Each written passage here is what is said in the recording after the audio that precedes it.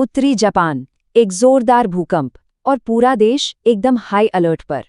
तो चलिए समझते हैं कि उस दिन असल में हुआ क्या था। 6.8 सिर्फ एक नंबर, लेकिन यही वो नंबर था जिसने सब कुछ शुरू किया। ये उस जबरदस्त भूकंप की तीव्रता थी जिसने जापान को हिलाकर रख दिया।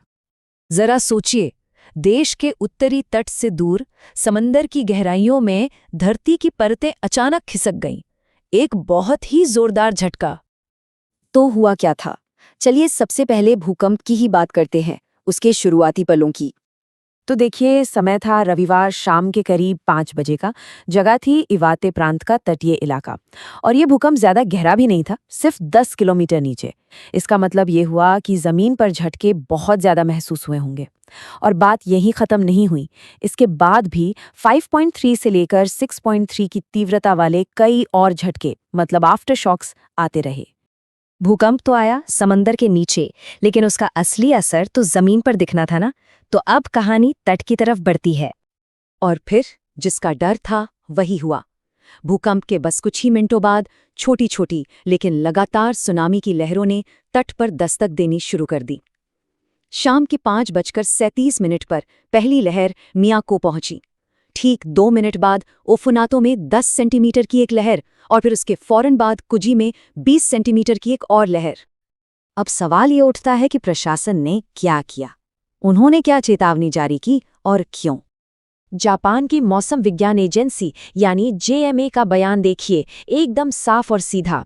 सुनामी की चेतावनी जारी कर दी गई है, लहरें किसी भी पल आ सकती हैं। संदेश बिल्कुल क्लियर था, तट के पास भी मत जाइए। लेकिन यहाँ एक मजेदार बात है।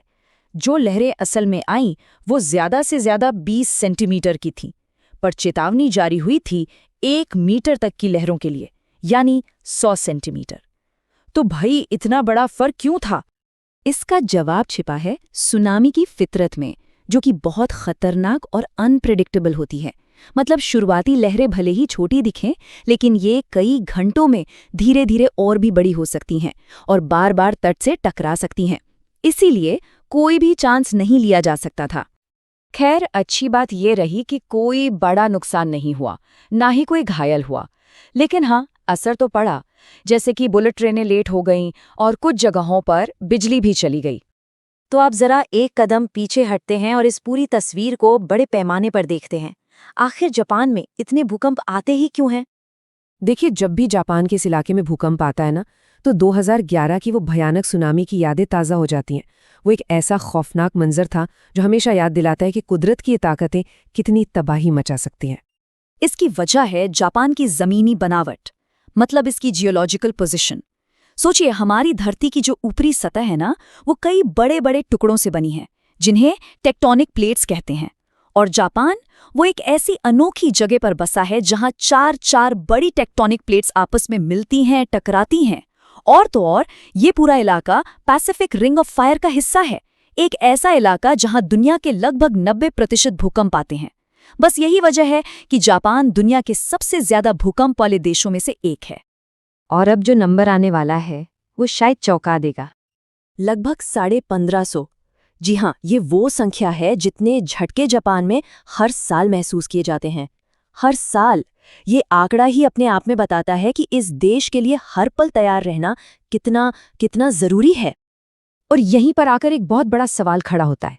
एक ऐसा देश जो साल में 1550 झटके महसूस करता हो, उसके लिए तैयार रहने का असली मतलब क्या है? जब खतरा हर रोज दरवाजे पर दस्तक दे रहा हो, तो पूरी तरह से तैयार होना कैसा होता होगा? ये एक ऐसा सवाल है जिसके साथ जापान हर दिन जीता है।